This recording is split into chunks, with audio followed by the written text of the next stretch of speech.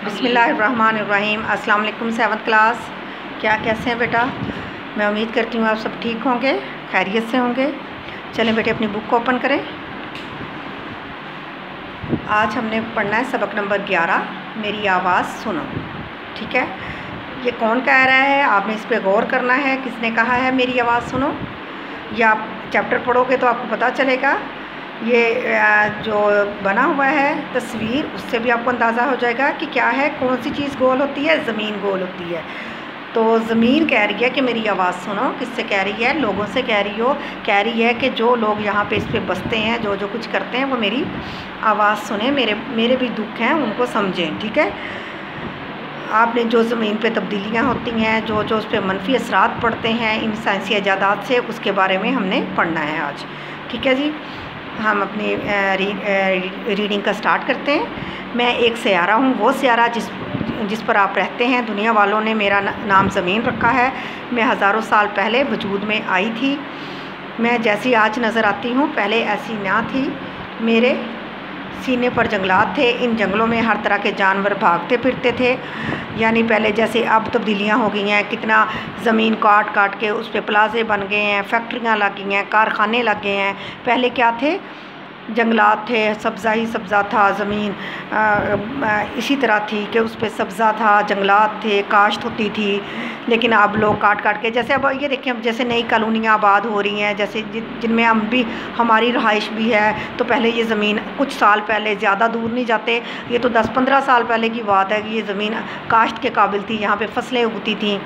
इसी तरह ये ज़मीन अपनी कहानी बयान कर रही है, बता रही है हमें। परिंदे यानी इन जंगलों में हर तरह के जानवर भागते फिरते, परिंदे चहचहाते, हर तरफ हरियाली यानी सब्ज़ा ही सब्ज़ा, शादाबी थी, पानी ही पानी, हरियाली, खुशी ही खुशी थी, ज़िंदगी का एहसास था। दरख्तों से वाफिर मिकदार में ऑक्सीजन पैदा होती थी। यानी अब जो है फैक्ट्रियाँ, धुएँ इतने हैं कि आलूदा हवा आ रही है। तो पहले इन दरख्तों से ऑक्सीजन निकलती थी जिससे हम सांस लेते हैं। ऐसे ही है ना, दरख्तों से ऑक्सीजन, ज़्यादा पौधे, फल फूल, कहते हैं ना कि अपने घरों के बाहर पौधे लगाएं और बागात लगाएं, दरख्त लगाएं, ताकि ऑक्सीजन ज़्यादा से ज़्यादा पैदा हो। हवा साफ़ सुथरी थी, फ़िज़ा में गर्दो गुबार यानी धुआं, गर्द, डस्ट नहीं थी और धुएँ का नामो निशान तक ना था। दरियाओं और समंदरों का पानी साफ़ शफाफ था। हर तरह की आबी मखलूक यानी पानी की मखलूक इसमें मज़े से रहती थी, जैसे मछलियाँ, मेंढक और छोटी छोटी बहुत सारी मखलूक़ात हैं। माहौल पुरसकून था, हर कोई यहाँ खुश रहता था। फिर यूँ हुआ कि हज़रत इंसान यानी इंसान ने मेरा हुलिया बिगाड़ना शुरू किया। दरख्तों पर कुल्हाड़े के वार चलने लगे। ये दरख्त काटने वाले कितने बेदर्द होते हैं, उन्हें इस दर्द का एहसास क्यों नहीं होता कि जो कुल्हाड़ा चलने से मुझे होता है। जब भी कोई दरख्त करता है मैं ठंडी आ भरती हूँ, यानी ठंडी सी आ लेती हूँ। तकलीफ़ से मेरा दिल भर जाता है। मगर इंसान तो जैसे बहरा है कि उसको सुनता ही नहीं है।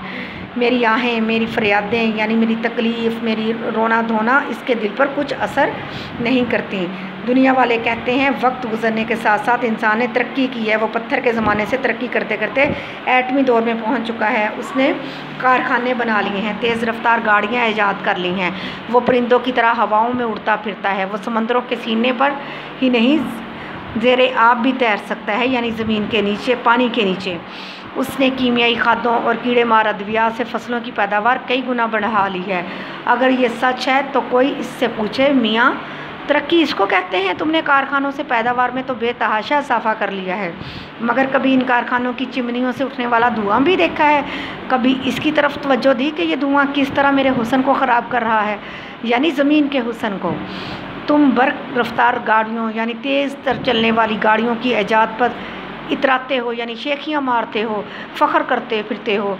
कभी इन गाड़ियों के धुएं पर भी गौर किया कि ये किस तरह कसाफत से मेरा दामन आलूदा कर रहा है, कि इससे निकलने से कैसे मैं आलूदा हो रही है। ज़मीन में हर तरफ आलूदगी ही आलूदगी, हवा में, फ़िज़ा में आलूदगी आ जाती है। कि वो मेरा दामन आलूदा कर दिया है। सच्ची बात तो ये है कि अब तो मेरे लिए सांस लेना भी दूभर होता जा रहा है। दूभर यानी मुश्किल होता जा रहा है। जो लफ्ज़ मैं आपको उनके अल्फाज के मायने बता रही हूँ उनको अंडरलाइन करें और मायने लिखिए। ऊपर से इन गाड़ियों से पैदा होने वाला शोर भी मुझे दिन रात परेशान रखता है। अब तो मेरे कानों के पर्दे फट गए हैं। और हाँ, जिस एटम बम की ईजाद पर तुम्हें बड़ा फ़ख्र है, क्या तुमने इसके नुकसानात के बारे में कभी सोचने की जहमत की है, यानी तकलीफ़ की है, इस तरफ तवज्जो दी है? भूल गए हिरोशिमा और नागासाकी पर टूटने वाली तबाही को? ज़मीन किससे सवाल कर रही है? इंसान से। रही बात कीमियाई खादों और कीड़े मार अद्वियात से फसलों की पैदावार में कई गुना इजाफे की, तो जनाब कभी तस्वीर का दूसरा रुख भी देखें।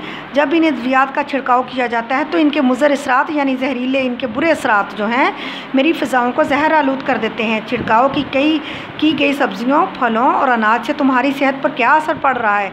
तुम्हें इसकी ज़रा फ़िक्र नहीं, तुम्हें अपनी परवाह नहीं, तो इन बेज़ुबान जानवरों का ख्याल किया होता जो छिड़काव किया गया चारा खाते हैं। एक और बात ये कि तुम किस कदर बेहिस और जालिम हो गए हो। कारखानों में ख़तरनाक और नुकसानदेह केमिकल धड़ाधड़ इस्तेमाल करते हो, बाद में यही जहरीला केमिकल मिला पानी नालों में बहा देते हो। नालों से होता हुआ ये पानी दरियाओं में जा गिरता है। बेचारी मछलियाँ और पानी में रहने वाले दूसरे जानदार जान से हाथ धो बैठते हैं। मगर क्या मजाल जो तुम्हारे कान पर कभी जूं तक रिंगी हो, यानी तुम्हें कभी इस चीज़ का एहसास हुआ हो, कभी इसको अब तुमने सोचा हो। बात यहीं ख़त्म नहीं हो जाती। जब ये जहरीला पानी माल मवेशी पीते हैं तो वो भी मुख्तलिफ बीमारियों का शिकार हो जाते हैं। यही पानी जब फसलों को लगता है तो उन पर भी अपना असर दिखाता है। मगर तुम्हें इससे क्या? तुम्हें तो कारखाने रवां दवां यानी चलते फिरते रखने हैं, चाहे इससे तमाम आबी मखलूक मौत के मुंह में क्यों ना चली जाए, यानी मर क्यों ना जाए, ख़त्म क्यों ना हो जाए आबी मखलूक। तो इसके बारे में तुम्हें क्या तुम्हें इसके बारे में कोई परवाह नहीं है इस चीज़ की।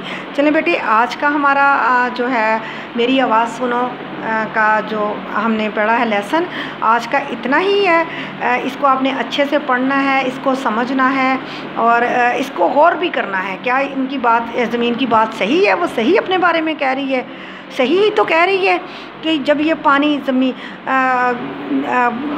कारखानों से निकलता है और फिर ये धुआं कारखानों से निकलता है तो ये फ़ज़ा को आलूदा लेता है। वही मुझे फ़ज़ा से हम सांस लेते हैं, फिर हमें सांस की तकलीफ़ होती है, लोगों के फेफड़ों में वही चीज़ें जाती हैं, वही हवा तो जा रही होती है। इससे और बहुत सी बीमारियां पैदा होती हैं। और जब ये पानी निकलता है तो ये जहरीला पानी जो है ये नालों में बहा दिया जाता है, नालों से ये दरियाओं में जाता है और दरियाओं से आगे क्या है, दरियाओं में क्या होता है कि जो आबी मखलूक है उनके पेटों में जाता है, वो जहर आलूद होती हैं उनसे। और यही पानी जो है फसलों को लगाया जाता है, नहरों में आता है, नहरों से खेतों को सैराब किया जाता है, तो फिर ये वही फसलें हम खाते हैं। तो फिर इस तरह वो जहरीला पानी घूम फिर के दोबारा हमें मिल जाता है और हम इसी तरह तो अब जो नई से नई बीमारियां आ रही हैं इसका शिकार तो हम इसी तरह हो रहे हैं ना, इसी से हो रहे हैं। अब आपने जो अल्फाज के मायने मैंने आपको बताए हैं रीडिंग के दौरान, आपने उसको उसी तरह रीडिंग करनी है और मायने याद करने हैं। और इंशाल्लाह अगला चैप्टर हम अपना कल कंप्लीट करेंगे। ओके जी, अल्लाह हाफिज़।